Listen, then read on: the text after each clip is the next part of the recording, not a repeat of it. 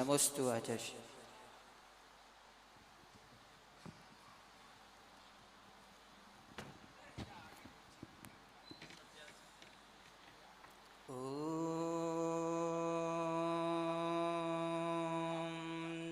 नमः सिद्धेभ्यः।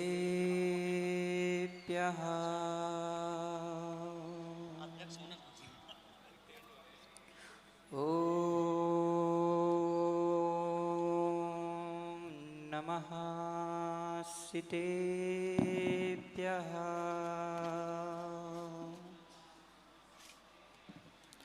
ओम नमः सिद्धेभ्यः।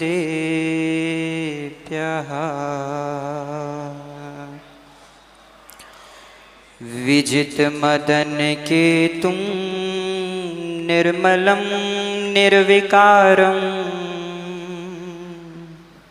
रहित सकल संगम संयमासक्त चेतम् सुनय निपुण भावं ज्ञात तत्वं प्रपंचम् जनन मरण भीतं सद्गुरो नौमि नित्यम्। जनन मरण भीतं विशुद्ध गुरो नौमि नित्यम्।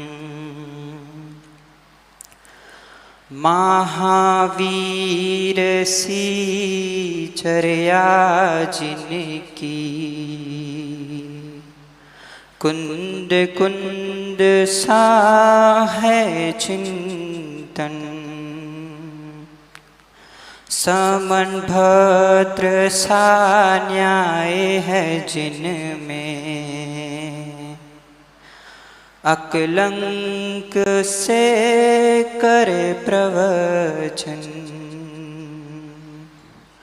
विमल सिंधु सी करुणा जिनकी विराग सागर जी सानुशासन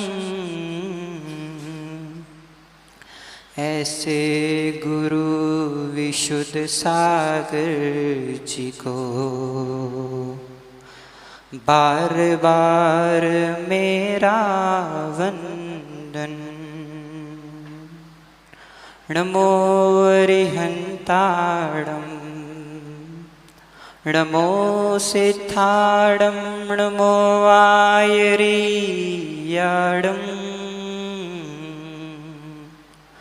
नमो छायाणं नमो लोये सवसाहुणम्। अनंतानंत परम सिद्ध भगवान की, आदिम तीर्थेश भगवान ऋषभनाथ भगवान की, अंतिम तीर्थेश भगवान वर्धमान स्वामी की, परम पूज्य आचार्य भगवंत गुरुदेव श्री आदि सागर महावीर कीर्ति विमल सागर विराग सागर महामुनिराज की जय हो।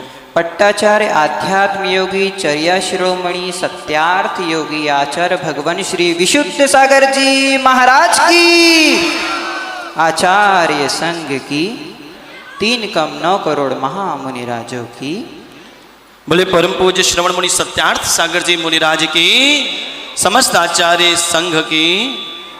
संप्रति युग में वर्तमान शासन नायक भगवान वर्धमान स्वामी के शासन में हम सभी विराजते हैं, जिनकी पावन पीयूष देशना जो कि हमें अनंत पापों से निकालकर सुख में डालने वाली है। ऐसे ही संप्रति वर्धमान स्वामी के शासन के देदीप्तमान ध्रुव तारे के समान पट्टाचार्य गुरुदेव श्री विशुद्ध सागर जी महाराज के चरण निश्रा में हम सभी विराजमान हैं। सर्वप्रथम उन्हें नमस्कार करते हुए एवं मंचासीन सभी भावी भगवंतों को नमस्कार करते हुए हम यही बताना चाहते हैं कि यह जीव अपने ही स्व कारण के अनुसार इस चतुर्गति रूप संसार में परिभ्रमण कर रहा है। कभी यह जीव कषायों के उद्रेक में आकर क्रोध, मान, माया, लोभ आदि विभिन्न विभिन्न कषायों को करता हुआ स्व के अस्तित्व को भूल रहा है। कभी यह जीव मायाचारी करके त्रियंच गति में परिभ्रमण कर रहा है। कभी बहुआरंभ परिग्रह कर कर नरक की यात्रा कर रहा है।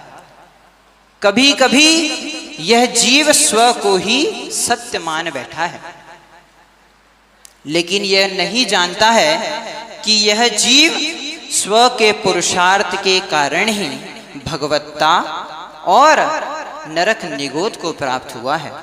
पंडित जी, क्या कभी आपने यह सोचा कि क्या आप अभी इतने बड़े विद्वान हैं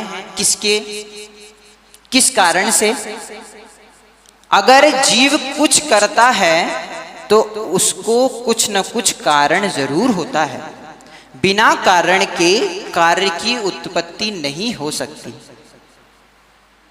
यह जीव यह सोचे कि मैं तो कुछ कर ही नहीं रहा हूं, जो कुछ कर रहा है, जो कुछ करवा रहा है वो मेरा ईश्वर है। क्या ऐसा हो सकता है कि बिना बीज बोए फल की प्राप्ति हो सकती है क्या? दिल्ली मुमुक्षुओं, क्या कभी ऐसा हुआ है कि बिना कार्य कारण करे, बिना कार्य करे आपको सफलता मिली हो? क्या आप सभी जागृत हैं? सुनाई दे रहा है? आज यहां पर व्यक्ति की कितनी पराधीनता है कि वह अपने कार्य को करता तो है पर उसका कारण कोई दूसरा ही मानता है। जैसे कोई ईश्वर, कोई चमत्कार, किसी का आशीर्वाद। क्या कभी ऐसा हुआ है शास्त्री जी? नहीं हुआ है, क्योंकि आचार्य भगवान समंत्रभद्र स्वामी, जो कि महान न्याय के प्रकंड विद्वान, जिन्हें स्यादवाद सिंह की उपाधि दी गई है, जिन्हें देखकर मूर्धन विद्वान कांपते थे, जो कि आत्ममीमांसा जैसे महान ग्रंथ में कह रहे हैं कि बिना कारण के कार्य की उत्पत्ति नहीं हो सकती। क्या कभी किसी व्यक्ति ने रोटी बनाई हो तो किससे बनेगी रोटी? माताओं, रोटी बनाने में कारण क्या है? गेहूं, आटा। अगर ऐसा हुआ कहीं कि आपने रोटी बनाई, किससे बनाई? आटे से। अगर आटे को आपने रोटी बनाई, क्या अभी रोटी से पनीर बना है क्या? क्या कभी रोटी से लड्डू बना है? रोटी से रोटी ही बनी है। लड्डू बन जाता है लेकिन पर्याय चेंज हो जाती है। यह जीव अनेकों बार पुरुषार्थ करता है लेकिन उसका कारण दूसरों को ही बताता है। ईश्वर की इच्छा नहीं थी, ऐसा मेरे साथ होना था, ये भगवान की ही कृपा थी। नहीं, तेरे पुरुषार्थ में कमी थी। अगर जीव सम्यक पुरुषार्थ करता, सत्यार्थ पुरुषार्थ करता, तो जीव नियम से कार्य की सिद्धि प्राप्त कर लेता। लेकिन यह जीव प्रत्येक कार्य के लिए स्व कारण जरूरी है। क्या कभी बकरे से सिंह की उत्पत्ति हुई क्या? पंडित जी, क्या कभी गाय से कुत्ते की उत्पत्ति हुई क्या? हाँ? क्या कभी मछली से मनुष्य की उत्पत्ति हुई? क्या कभी मल से चांद तारे की उत्पत्ति हो सकी क्या? ऐसा नहीं है। जो व्यक्ति जिस कारणवश कार्य करता है उसको उसी कार्य की सिद्धि होती है। जैसे अगर कोई व्यक्ति पढ़ाई करेगा तो ज्ञान अर्जन की सिद्धि होगी। कोई अगर धन अर्जन के लिए व्यापार करेगा तो धन की सिद्धि होगी। और अगर काम पुरुषार्थ के लिए, पुत्र उत्पत्ति के लिए काम पुरुषार्थ करेगा तो संतान की उत्पत्ति होती है। इसी तरीके से यह जीव को स्वतः ही निर्णय करना पड़ेगा कि हमें किस कारण से कार्य की उत्पत्ति चाहिए। लेकिन आचार्य भगवान समंत्रभद्र स्वामी कहते हैं कार्य उत्पत्ति क्षय हेतु, कि कार्य की उत्पत्ति में क्षय ही हेतु है। कैसे? बीज देखा, बीज बीज क्षय हुआ तो अंकुर हुआ, अंकुर का क्षय हुआ तो वृक्ष हुआ, वृक्ष में से फूल बने, फूल में से फल बने, फल का क्षय हुआ तो बीज वापिस बना। ऐसे ही ये जीव जब गेहूं को पीसता है तो आटा बनता है, आटे को बिगाड़ता है, विनाश करता है, क्योंकि विनाश ही धर्म है। बिना विनाश के कार्य की उत्पत्ति नहीं हो सकती है, क्योंकि यह जीव विनाश करना नहीं चाहता और फल की प्राप्ति चाहता है। बिना खाए क्या पेट भरेगा? अगर आपने रोटी नहीं खाई तो पेट भरेगा नहीं, और अगर रोटी खाई पेट भरेगा लेकिन मल नहीं करना चाहते तो ऐसा होगा क्या? उसका अगर कोई ना कोई व्यक्ति जरूर अपने कार्य करता है तो वह विनाश से युक्त होकर ही करता है। जैसे सुसंस्कार प्राप्त करना चाहता है तो पहले कुसंस्कारों का विनाश करना जरूरी है। यह जीव अनेकों पर्याय में पाप करता है, लेकिन फिर जब उसका फल भोगता है तो कहता है कि ये तो मैंने करा ही नहीं, यह तो मैंने कब करा, मुझे डांट क्यों पड़ी, मुझे मार क्यों पड़ी, मैं गरीब क्यों रहा, मैं क्यों नहीं आप जैसा अमीर बन सका। और इसके कारणवश दूसरों को देखकर ही ईर्षा भाव करने लगता है। तब आचार्य भगवान सोमदेव सूरी महान नीति वाक्यामृत ग्रंथ में कहते हैं, न ज्ञानात् परः पशुरस्ति। यह जीव सम्यक ज्ञान को छोड़कर मिथ्या ज्ञान में रुल रहा है, और जो ज्ञानवान है वह तो सुख में जी रहा है, लेकिन जो अज्ञानी है उसको पशु की संज्ञा दी हुई है। क्या कह रहे हैं कि जो जीव अज्ञान का आश्रय लेकर दूसरों को अपना कार्य की उत्पत्ति मानता है, दूसरों से एक चलता है, दूसरों के नियंत्रण में रहता है कि मेरा करने वाला तो ईश्वर ही है, कोई अन्य मेरा करता नहीं है। क्या आपने खाया तो आपके भाई का पेट भर सकता है क्या? बन सकता है क्या? ऐसे ही आप स्वयं करेंगे तो उसका फल भी स्वयं ही भोगेंगे। 18 वेद 4 पुराण में बात मिली है दो, सुख देत सुख होत है, दुख देत दुख होत। या कह रहे हैं कि जो व्यक्ति अगर सुख की उत्पत्ति के कारण सुख चाहता है लेकिन पाप कर रहा है, कैसे? अधर्म को धर्म को छोड़ करके अधर्म को प्राप्त कर रहा है, जीवों की हिंसा कर रहा है, कषायों में उद्वेलित है, पापों से परिपूर्ण है, क्या वो कभी धर्म प्राप्त कर पाएगा? लेकिन वो इसी को धर्म भान बैठा है, क्योंकि यह व्यक्ति क्या कह रहा है कि मैं ही कुछ नहीं करता हूं, जो कुछ करता है मेरा ईश्वर, मेरा परमात्मा ही सब कुछ करता है। कहां तक सही है ये? कोई है ऐसा जो बोलेगा कि नहीं मैं नहीं करता? कोई मुझसे कराता है तो क्या आप कठपुतली हो क्या? क्या आप बंदर हो? क्या आप चाबी के खिलौने हो? जो कोई आपसे कराता है, आप अपने ही इच्छा की पूर्ति के लिए सारे कार्य करते हैं। जो अगर व्यक्ति अगर भोजन की इच्छा करता है, भूख की लालसा से युक्त होता है, तो वह नियम से भोजन ही करेगा।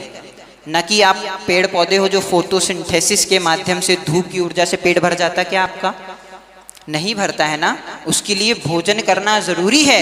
ऐसे ही जीव को इस भव से पार होना है तो नियम से सम्यक पुरुषार्थ की आवश्यकता है। लेकिन कभी कभी ये जीव अपने ही कुकार्यों के निमित्त वशीभूत होता हुआ नरक निगोद जैसे महान दुखों को सह रहा है, पशु जैसी पराधीनता को प्राप्त कर रहा है, यहां तक कि मनुष्य बन के भी सुखी नहीं है। आप जो भी कुछ कर रहे हो, यह सोचा आपने आप किसके लिए कर रहे हो? कोई है इतनी सभा में जो ये बताएगा कि मैं किस लिए कार्य कर रहा हूं? एक भी नहीं मिलेगा। यहां तक कि कोई ये भी नहीं बता पाएगा कि मैं अपने लिए जी रहा हूं या दूसरे के लिए जी रहा हूं। कोई भी नहीं है व्यक्ति। क्यों?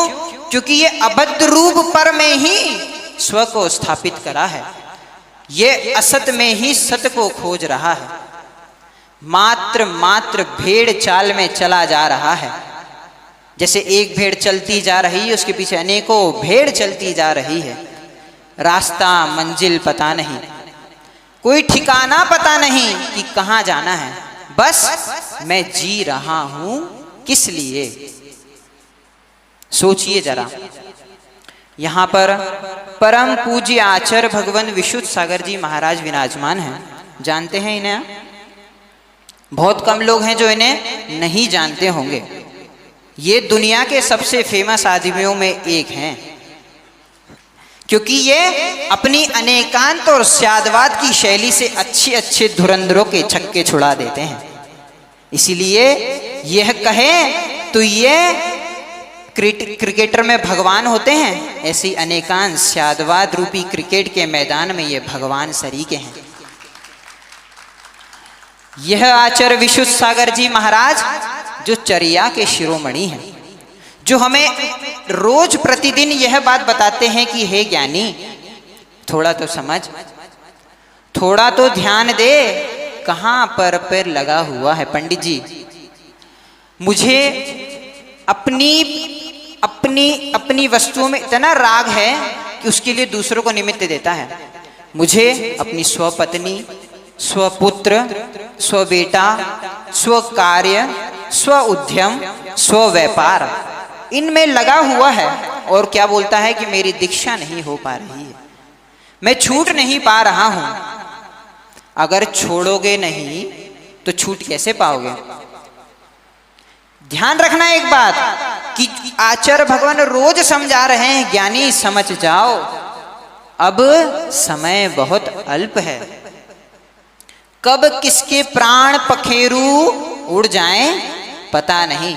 हम लोग जब बुंदेलखंड में थे तो एक बहुत सुंदर भजन एक व्यक्ति गा रहा था कि यह देह चिड़िया के समान, यह जीव चिड़िया के समान, कब पंख पखेरु पसार कर यह चिड़िया उड़ जाए, इसका कोई भरोसा नहीं है। यह संसार पिंजरे के समान है, जो कि हमें उसमें कैद किए हैं। कभी चार चार ताले लगाकर बंद है, कभी आहार संज्ञा, कभी भय संज्ञा, कभी मैथुन संज्ञा, कभी परिग्रह संज्ञा। ऐसे चार चार कस कस के बेड़ियां कसी हुई हैं कि व्यक्ति चाहे तो उसे स्वयं तोड़ सकता है, लेकिन उसे खुद में ही आनंद आ रहा है। भोगों को भोगने में ही इतना व्यतीत कर रहा है समय कि पर से ही प्रभावित हो रहा है। क्या? आहार में बढ़िया बढ़िया मटर पनीर, नान, छोले कुलचे, दिल्ली की प्रसिद्ध चाप आदि अनेकों अनेकों वस्तुओं को भोग कर आहार संबंधी इच्छा कर रहा है। लेकिन ध्यान रखना, आचार्य भगवान नेमिचंद सिद्धांत चक्रवर्ती देव कह रहे हैं कि जिस व्यक्ति का जिस पर अति तीव्र राग होता है, नियम से समझना कि वो उसी पर्याय में जाने वाला है। क्योंकि कहते हैं यथा मति तथा गति, जिसकी जैसी मति होती है उसकी गति भी वैसी ही होने लगती है, उसके परिणाम भी वैसे ही होने लगते हैं।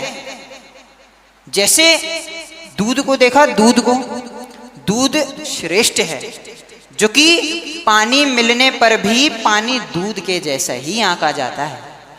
तब आचार्य भगवान सोमदेव सूरी कह रहे हैं कि वह संगति करो जिससे तुम दूध के समान हो जाओ। ऐसे ही हमने भी आचार्य भगवंत विशुद्ध सागर जी महाराज की संगति को प्राप्त करा है, तो आज हम भी जगत पूज्यता को प्राप्त हुए हैं।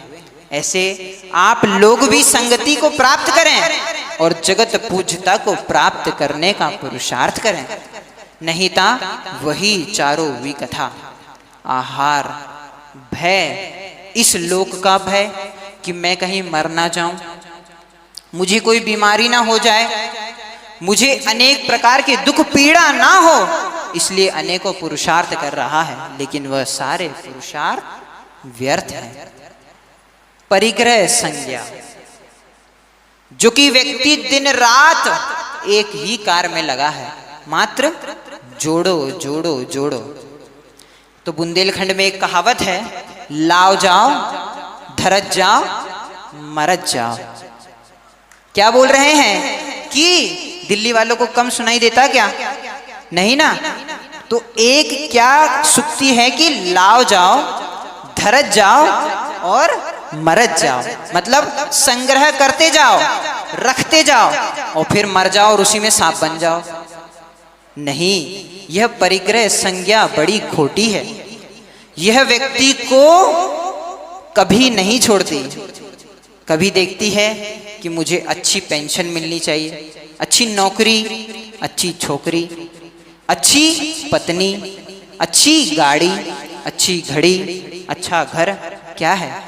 सब परिग्रह संज्ञा के वशीभूत ही हैं। संज्ञाएं अनेकों अनेकों हैं, लेकिन हमें ज्ञान नहीं है और हम संज्ञाओं में ही धर्म मान रहे हैं। कि क्या कह रहे हैं? मैं खूब कमा लूं भगवान, मुझे इतना आशीर्वाद दो कि मुझे खूब पैसे प्राप्त हो तो मैं दान कर सकूं। ये तो कैसा हुआ? कीचड़ में जब नहाना है ही है तो सोच रहा है कीचड़ में क्यों ना लोट लगा लूं, जिससे मैं तो नहाना है ही है।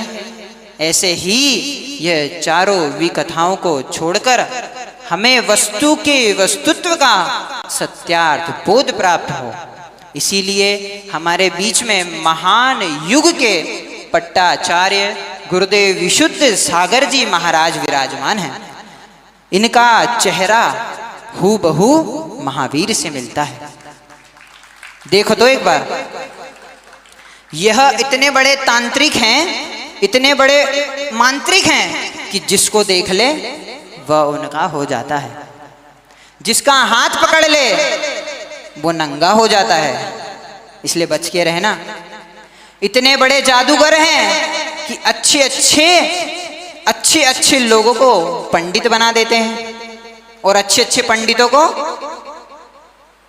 अब हम नहीं कह रहे हैं, ये तो आप समझ लेना, लेकिन यह ऐसे जादूगर हैं जो बिना बनाए ही किसी को कुछ भी बना सकते हैं।